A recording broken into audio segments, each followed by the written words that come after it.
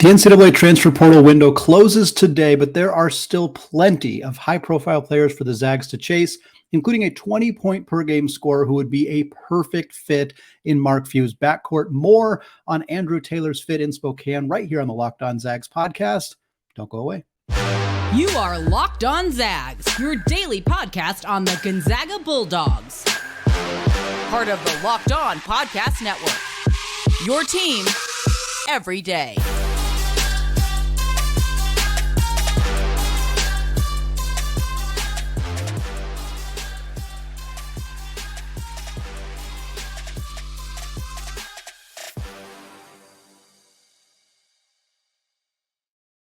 What is going on, y'all? Welcome to the Locked On Zags podcast, part of the Locked On Podcast Network, your team every day. I'm your host and longtime Gonzaga podcaster, Andy Patton, here to give you daily reports through another offseason of Gonzaga athletics.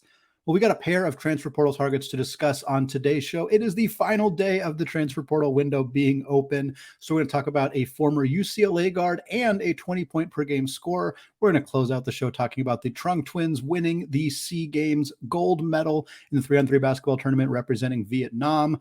But first, we got to talk about Andrew Taylor. Andrew Taylor is a 6'3" combo guard out of Corbin, Kentucky. He spent the last 4 seasons of his college basketball career at Marshall. We are Marshall with the herd. Over there, he's got 1 year of eligibility remaining, of course, entering the portal as a graduate transfer after 4 seasons with Marshall, 3 of them in Conference USA before they transitioned out. He's been a fantastic scorer for this team for all 4 years. He has scored in double figures each of his 4 seasons with Marshall, and he has improved every single year as well. He began his college career as a freshman, scoring 10.1 points per game. Sophomore year, that bumped up to 12 points per game. Junior year, that bumped up to 14.2 points per game. And instead of a steady 2-point bump, you'd expect it to go maybe 16 points a game. He decided to throw out his steady increased production as a scorer and blew it up as a senior for Marshall in the 2022-23 season. 32 starts for Marshall that year, 37 minutes per game. Basically played every minute of the season for Marshall last year, as many as he possibly could. And for good reason, because he dropped an even 20.2 points per game. Also averaged 4.7 rebounds and 4.7 assists and 2.1 steals for good measure. Again, one of those guys that would stack up the stat sheet. Looking at him from a fantasy college basketball perspective, love to bring that up because I think it'd be so fun to have a fantasy college basketball league, but doing it with 360 teams, it would be tough. He had a career high in everything but rebounds last year. Just a tremendous final season for him at Marshall. Not a super efficient scorer. Inside the arc, about 45% on 2-pointers last year. So that'd be an area of growth for him potentially. Boosting up the mid-range game, the floater game, finishing through contact, those kind of things. He's been a pretty consistent 3-point shooter throughout his career. Not elite in that area, but he was 36.5% last year. He's been 35% for his career. So decidedly above average as a 3-point shooter. Again, he's not Steel Venters coming in at 40% or anything like that, but still a guy who can really contribute from beyond the arc. He scored 14 or more points in every single game last season except one. He had one really bad shooting night against Louisiana where he had 7 points on 3 of 15 shooting. Every other game, think about that. Every single other game that he played, he scored at least 14 points. That is tremendous dedication to being the go-to scorer, being the guy with the ball in his hands, playing that role. We saw some really tremendous performances from him last year. I'm not going to read all of my favorite games looking at his box scores, but the one that stood out the most, a road game against Coastal Carolina. He had 33 points, 10 rebounds, and 6 assists. Again, a guy who can do a little bit of everything, really leaned into that lead guard scoring role for Marshall last year. Taylor only recently entered the transfer portal a couple days ago as I'm recording this here on Wednesday evening. He has already received interest from a whole bunch of schools. In fact, this list that I'm going to read you right now, these are schools that contacted him within 4 hours of his name being in the transfer portal. Here's that list. Ole Miss, Mississippi State, Indiana, Central Florida, Xavier, Auburn, LSU, Florida State, Western Kentucky, Pittsburgh, Louisville, and Memphis. So that is the list of people who contacted him within his first few hours of being in the transfer portal. He is from Kentucky. I think that is something to keep an eye on. Again, not every player goes back home or goes closer to home when they enter the transfer portal, but it is not shocking to see players do that. Kentucky themselves have not necessarily reached out here, although I think there could potentially be some interest there from the Wildcats. Louisville obviously is a program that might make some sense for him geographically as well. The great Tristan Freeman at Busting Brackets, a former guest here on the Locked On Zags podcast. He writes lists talking about 10 or so teams that might be interested in certain transfers. They're fantastic resources for those of you who have not checked them out on Busting Brackets. His list had a lot of schools that have already reached out to Taylor, but he did list a few programs that are not on that list that I thought we'd shout out here. Florida, totally makes sense that Todd Golden would be interested here.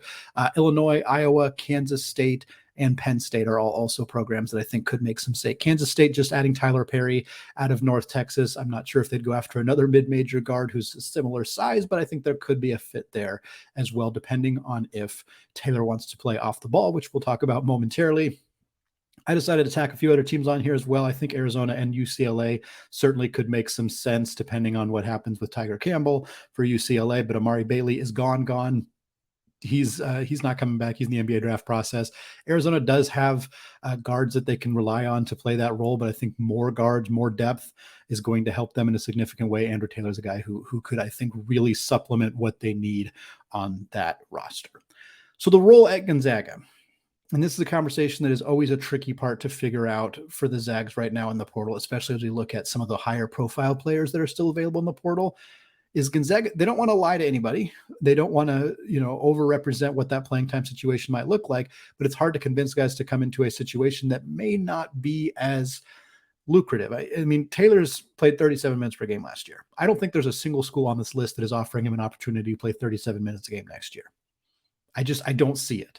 But most of these schools are probably going to offer him a guaranteed starting job. And I'm not sure Gonzaga would be able to do that. I don't think Mark Few is going to move Nolan Hickman to the bench. I have seen it suggested. I have seen people who, and certainly when they add a point guard like Ryan Nembhard, it's understandable why you would think, well, Hickman's a point guard and they added a better point guard, so isn't he going to go to the bench? Maybe. I think that sets a bad precedence. If you have a guy who you've developed for 2 years and you've kind of had the plan for him to be a backup as a freshman, a starter as a sophomore, reverting him back to a bench. I know Hickman had his issues last year, his faults, I understand that, but I think it sets a really bad precedent. And I think it would hurt Gonzaga from a future recruiting perspective. I think it would hurt Gonzaga from a transfer portal perspective. I think it's not worth doing unless Hickman totally does not deserve to play, which is not the belief that I have, as many of you. For you everyday listeners, you know that I am a strong believer in Nolan Hickman, and I think shifting to an off-ball role alongside Ryan Nembhard is going to help him excel in Gonzaga's offense. But it's hard to see a 6'2", 6'3" Ryan Nembhard, a 6'3" Nolan Hickman starting. And then I don't think you also find a starting spot for Andrew Taylor, who is also 6'3". So one of those guys is going to have to come off the bench. It's not going to be Nembhard. I don't think it's a good idea to push Hickman into a bench role. And I have a feeling Andrew Taylor is probably not looking to go somewhere to play off of the bench. Having said that, Malachi Smith was a 20-point per game scorer at Chattanooga. He came to Gonzaga. He came off the bench. He won WCC Sixth Man of the Year and played a really excellent role for Gonzaga as the season went on. Could Andrew Taylor fill that role? Absolutely, especially if Malachi Smith decides not to return to Gonzaga. I think Andrew Taylor would be a fantastic fit in that same role. Bigger bodied guard, can score at will, has shown rebounding chops, has shown some defensive instincts, has a good outside shooter. I think Andrew Taylor would fit that role really well. He would have to want to do that. And that is where I think that the conversation could stall out. If Gonzaga approached him about that, used Malachi Smith as an example, explained the role that they have in mind for him, I'm not sure he'd want to do that. Maybe he does. Maybe that would be great because, you're also, hey, here's an opportunity to play big minutes on a team that's competing for a national championship. Like, that's a pretty good sell. He wasn't competing for a national championship at Marshall, but these other schools that are in this list here might be able to offer him more playing time, more consistent guaranteed, a more guaranteed role on the roster. And I think that's going to hurt Gonzaga in terms of approaching him, in terms of trying to convince him to come to Spokane for his final year of eligibility. But I think the fit is really good for both sides. I'm just not sure if he's going to necessarily see it that way. I think a one-year guy makes some sense for Gonzaga if they're just trying to fill a gap. If Malachi Smith's not coming back, just find a guy who's got 1 year of eligibility, plug him in, and let him go to work. But I also think there's a reasonable expectation that maybe Gonzaga should go after a guard with 3 or 4 years of eligibility remaining, a guy who they could maybe develop slowly instead of a guy who wants to come in and play big minutes right away. If that's the direction Gonzaga wants to go with this last roster spot or one of these roster spots, depending on what happens with Malachi Smith and Anton Watson, I think there's a really, really good opportunity to add a player like that in an international prospect who just hit the portal after 1 year as a reserve guard at UCLA. That's Abramo Canka. We're going to discuss him as a developmental piece for Gonzaga's backcourt after a word from today's sponsor, Built Bar. If you're looking for a delicious snack, but you don't want all of the sugar and calories, then you need the best tasting protein bar ever built. You have got to try these. And if you're like me and you want to make healthier snack choices, but you don't want to compromise on taste, then I've got just the thing for you, Built Bars and Built Puffs. Built Bars are healthy and they taste amazing. Seriously, they taste so good, you will not think that they are healthy for you. They come in unbelievable flavors like churro, peanut butter brownie, and cookies and cream. And I'm not sure how Built does it, but these bars taste like candy bars while maintaining amazing macros. You will not believe that they are healthy for you. They only have 130 calories, 4 grams of sugar, and a whopping 17 grams of protein. And now you don't need to wait around to get a box. For years, we've been talking about ordering your Built Bars at Built.com, but now you can get them at your local Walmart or Sam's Club, while you can still get specialty flavors available at Built.com. That's right. Head to your nearest Walmart today, walk to the pharmacy section, and grab yourself a box of Built Bars. You can pick up a 4-bar box of cookies and cream, double chocolate, or coconut puff. And if you're close to a Sam's Club, run in and grab a 13-bar box with our hit flavors, brownie batter puff and churro puff. You can thank me later. Built Bar, a proud sponsor of the Locked On Podcast Network. All right, folks, want to thank each and every one of you for making Locked On Zags your first listen of the day. And for you everyday listeners, we're going to continue to keep you updated on transfer portal news going into next week. But Friday of this week is going to be an episode discussing conference realignment, a couple dream scenarios that I have for conference realignment. Of course, next week we'll get back into the transfer portal conversation as we see more players entering the portal in the final few days. By the time you're listening to this, the portal window might have closed, but there's going to be a ton of action in the next few days as we see players kind of figuring out what they want to do with their college basketball seasons next year. Right now, we're going to talk about another transfer portal option for Gonzaga, a player who is very different from the player we just discussed in Andrew Taylor. Andrew Taylor is an experienced veteran combo guard who would come in immediately searching for big minutes, wanting to play right away because he played 37 minutes a game last year. This other player I want to talk about, Abramo Canka, is kind of the exact opposite. He has very little college basketball experience and would be much more of a developmental piece for Gonzaga to kind of grow and develop in the background and maybe unleash in a year or two. Canka is a 6'6" wing from Genoa, Italy. He was a 3-star prospect. He was the top-ranked player in the country of Italy when he committed to UCLA. I think trying to use 24/7 or On3 or ESPN or anybody else, their rankings for international prospects, you kind of just got to throw them out. It's not their fault. I don't know how they could possibly try to compare players in Italy and Japan and anywhere else in Europe to players here in the United States. It's just not really feasible or possible for them to do. It's why Domantas Sabonis was considered a not top 100 prospect. Same with Rui.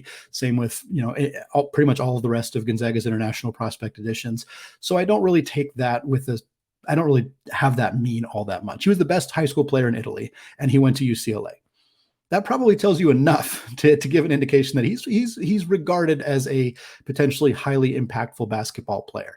He didn't really show it in his first year at UCLA, although I don't think that was necessarily the plan. He played in 22 games for Mick Cronin and the Bruins, 5.4 minutes per night. Looks a lot like what you'd see from a Gonzaga player who only plays in garbage time. Most of his production came against teams that aren't very good. He finished the season averaging 1.5 points and 0.7 boards. He did shoot 5 of 10 from 3. Not a big enough sample size to really glean a whole lot from it, especially since a lot of those came at the very end of games. But it's not nothing. I'm more encouraged by him shooting 5 of 10 from 3 than if he shot 1 of 10 from 3. Let's put it that way. Do I think he's a 50% three-point shooter? No, of course not. But there's something there. 6'6" guys who can shoot a little bit are definitely going to be valuable. He had 6 points in the game against Pepperdine. That was his season high. 2 of 2 from deep in that game. He had 5 points in the NCAA tournament against UNC Asheville, UCLA's first round game there. Looking ahead to who is interested, I'm recording this just mere hours after he officially entered the transfer portal. Kanka's name came into the portal 2 hours later. I hit the record button here. So we have not seen a list. We have not seen a group of teams that may or may not be interested, a group of teams that have reached out, any of that stuff. Maybe it's happening behind the scenes. Maybe it's happening right now as I'm talking to you on Wednesday afternoon, but it's not something we have seen fully developed yet. But there's a lot of teams that could make some sense here. Gonzaga and Arizona makes sense, because they have had this affinity for international prospects in the past. So has UCLA, which is part of the reason Canka landed there in the first place.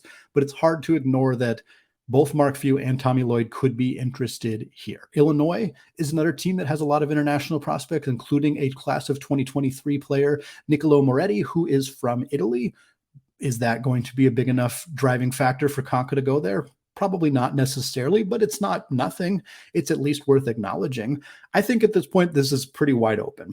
I think some mid-major schools are going to get involved in trying to convince him to come to a program where he can play right away. It is also worth pointing out that Canka is listed at 21 years of age, so he's a little bit more like Yo for Gonzaga on the South Korean player, because he's not 18 the way the traditional freshman would be, or I guess he'd be 19 at this point after playing his freshman year. He's 21, maybe 22 by the time the season starts. So a little bit older prospect, which maybe curtails the vision I have for him as a Gonzaga player, as a more developmental prospect. But it's one to keep an eye on. Again, Arizona, I think, makes some sense here because Tommy loves his international guys, because Nico Mannion is from Italy, one of the more prominent Italian-American basketball players in recent memory, went to Arizona. So that's a school to keep an eye on.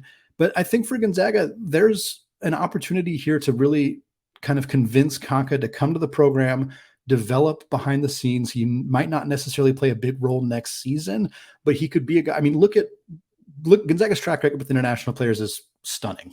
Rui Hachimura is an incredible example of a guy who spent 3 years at Gonzaga, blossomed into a superstar, and is now playing NBA playoff minutes for the Los Angeles Lakers. Joel Iai's NBA career hasn't quite panned out, but 3-year guy as well, sat out a year, played a small role 1 year, exploded into a much bigger role, and then has played in the NBA since then because of that. Like Gonzaga's Killian Tilly was more ready to play at the college level than those two guys. He played legitimate minutes as a true freshman, but he still grew and developed and got significantly better throughout his college career as well. Gonzaga has such a rich track record. I didn't even mention Domantas Sabonis. There are so many more that could be talked about here in this conversation, but they have such a good track record of this that I think they can really sell a player like Canka on coming into this program. And they have international players coming in Tui and Yo. They have international players they're recruiting right now, some of those guys who are probably going to end up committing to Gonzaga in time. To me, I think this makes a ton of sense if he is willing to come into a program where he is not going to be playing even 15, 20 minutes a night. I don't think that is necessarily what his role would be. I envision him being a fourth guard. And this is me envisioning him being a fourth guard, potentially even with Malachi Smith out the door. I think it would be a situation where Ryan Nembhard, Nolan Hickman, Dusty Stromer would all play more minutes than Canka. He would be the fourth guard. I think he would also kind of be the backup three.